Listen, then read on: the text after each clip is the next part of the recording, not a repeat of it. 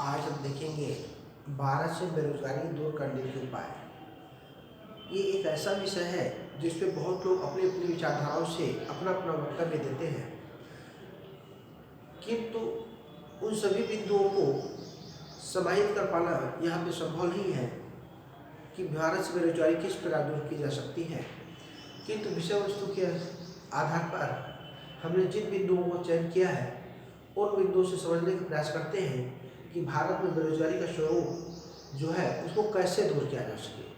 तो सबसे पहला बिंदु जैसे बनता है विनियोग में वृद्धि करके। भारत में जो पूंजी का विनियोग होता है उस विनियोग के मात्रा में क्वांटिटी में वृद्धि करके बेरोजगारी को दूर किया जा सकता है। वह इस प्रकार कि अगर हम ज़्यादा से ज़्यादा औद्योगिक क्षेत्रों में विनियोग करेंगे, ज़्यादा उद्योगों को स्थापित करेंगे, यातायात के क्षेत्र में, सिंचाई के क्षेत्र में, विद्युत के क्षेत्र में जब पूंजी ज़्यादा विनियोग की जाएगी, ज़्यादा खर्च की जाएगी, तो उससे श्रम के नए नए स्रोतों का विकास होगा, श्रम के क्षेत्र बढ़ेंगे और श्रम के क्षेत्र बढ़ेंगे तो बेरोजगारों को रोजगार मिल जाएगा और इससे बेरोजगारी को दूर करने में सहायता मिलेगी। दूसरा है नवीन योजनाएं। सरकार को भारत जैसे देश के हिसाब से नवीन योजनाओं पर भी ध्यान देना चाहिए।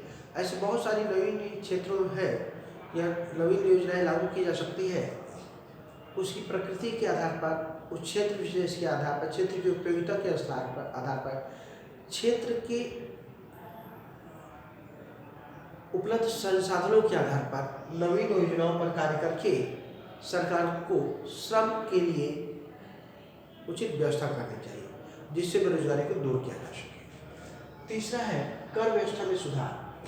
जो अभी कर भारत में 20% लोगों के ऊपर ही आरोपित होता है, उस कर का इस बारे में कार्य करनी चाहिए कि लगभग कर सभी भारतीयों के ऊपर में न्यूनतम दर से रूप में हो। जब सभी भारतीय कर न्यूनतम रूप में जमा करेंगे तो उससे उनके अंदर राष्ट्रभक्ति भावना भी जागृत होगी और जवाबदेही भी बनेगी। साथ ही साथ पूंजीपतियों पर इसका कर का दबाव कम पड़ेगा जिससे वो लोग और अधिक उद्योगों को निवेश कर पूंजी उद्योगों में या अन्य क्षेत्रों में पूंजी निवेश करने के लिए सामर्थ्य हो। अतः इस पर उचित ध्यान देना चाहिए। अगला बनता है प्राथमिक सुविधाएं, प्रशिक्षण सुविधाएं।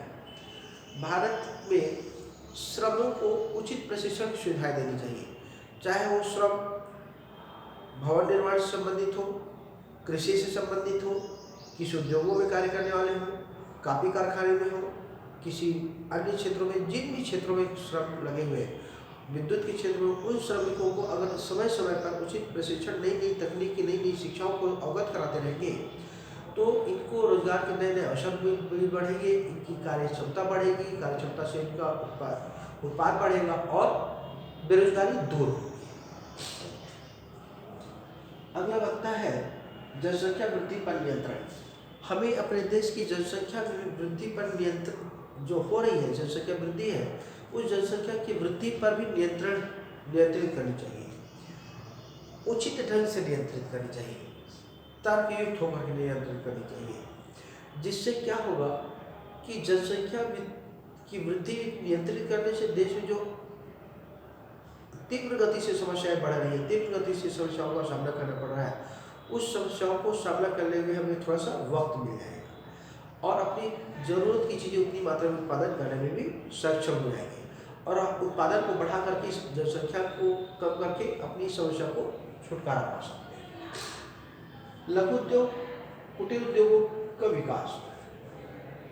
और ये समय ऐसा है जिससे कि अपने को देश में खासकर ग्रामीण अंचलों में सभी जगहों पर लघु और कुटीर उद्योगों का विकास करना चाहिए, क्योंकि लघु उद्योग और कुटीर उद्योगों के लिए लोगों को अपने घर स्थान से छोड़कर दूसरे स्थान पर जाना भी नहीं पड़ता और साथ ही कम पूंजी में, कम स्थान पे, कम संसाधनों से बहुत सारे लोगों को रोजगार मिल जाता है और उनके जीवन स्तर में भी लाभ मिलता है। अतः इस पर ज़्यादा ध्यान देना चाहिए। शिक्षा नीति में परिवर्तन।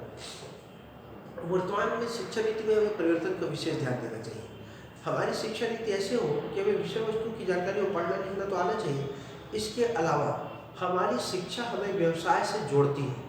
अगर हमारी शिक्षा पद्धति इस प्रकार से रहेगी कि हमारी शिक्षा हमारे रोजगार और हमारे व्यवसाय से, जीवन यापन के संसाधनों से जोड़ेगी, तो उससे क्या होगा, थोड़े आगे जा करके शिक्षा भी प्राप्त कर लेंगे और उस शिक्षा के माध्यम से व्यवसाय को अपना करके अपने जीवन में सुधार कर सकते हैं। प्राकृतिक साधनों का संरक्षण। हमारे देश में जो देश के उपलब्ध संसाधन है, उन संसाधनों में खासकर प्राकृतिक संसाधनों का पुनः एक बार संरक्षण करना चाहिए और नई नई भविष्य की योजनाओं को तलाशना चाहिए, नए नए औद्योगिक क्षेत्रों को तलाशना चाहिए कि इन प्राकृतिक क्षेत्रों से क्या क्या किया जा सकता है। जैसे भारत एक प्रायद्वीप है, भारत का बहुत हिस्सा समुद्री क्षेत्रों से लगा है, अतः हम लोग इस क्षेत्रों में मत्स्य पालन, जल, समुद्री ऊर्जा से, धाराओं से विद्युत ऊर्जा उत्पन्न करके या अन्य प्रकार के क्षेत्रों का प्रयास करना चाहिए, यातायात के साधनों को प्रयास विकसित करना चाहिए। इससे क्या होगा, कई सारे पेट्रोलियम खर्च बढ़ेगा, विद्युत से उत्पादन से पुराने लकड़ी वगैरह ईंधन के रूप में कम प्रयोग होगा। ऐसे संसाधनों पर ध्यान देना चाहिए। अगला दृष्टिकोण में परिवर्तन। हमारे यहाँ भारत में एक बात देखने को मिलती है, बहुत सारे लोग हैं जो व्यवसाय में चूजी होते हैं, काम मिलेगा तो ये काम मिलेगा तभी करेंगे, नहीं तो करेंगे नहीं, भले खाली बैठे रहें।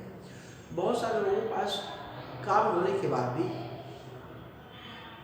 उनकी विचारधारा ऐसी है कि ये काम हम नहीं करेंगे, ऐसे ये काम करेंगे तो हमारी जाति है वाले यहाँ से कि समाज वाले यहाँ से कि क्या काम कर रहा हूँ।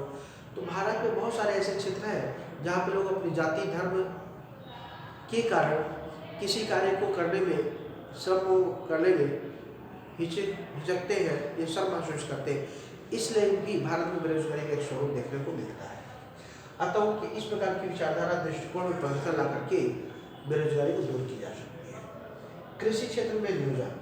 चूँकि भारत एक कृषि प्रधान देश है, भारत में कृषि के क्षेत्र में बहुत सारी असीम संभावनाएं नजर आती है, जिसमें उत्पादन किया जा सकता है, बढ़ाया जा सकता है और श्रम के क्षेत्र उपलब्ध कराए जा सकते हैं। अतः कृषि के क्षेत्र में नई नई योजनाओं को, नई नई भविष्य ऐसी नीतियाँ अपना करके उनके उत्पादन को भी बढ़ाया जा सकता है और उसमें बेरोजगारी को भी दूर की जा सकती है। उनको समय समय पर अनेक प्रकार के प्रशिक्षण दे करके, उन्नत किस्म की बीजें उपलब्ध करा करके, सिंचाई व्यवस्था करवा के, या ऐसे बहुत सारे क्षेत्र हैं जिससे भारत से बेरोजगारी को दूर करने में कृषि का क्षेत्र विशेष योगदान निभा सकता है। इन चीज़ों पर ध्यान दे करके भारत से बेरोजगारी को दूर किया जा सकता है।